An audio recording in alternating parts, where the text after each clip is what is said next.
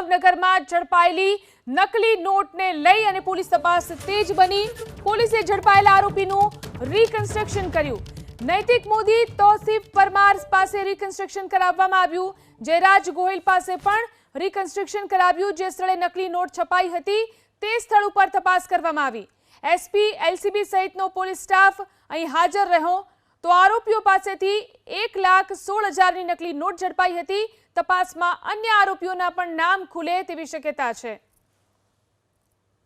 એક નવા બનતા બિલ્ડિંગની પાછળ 3 ઈસમો ડુપ્લિકેટ ભારતીય ચલણની નોટ લઈ અને ઊભેલા છે।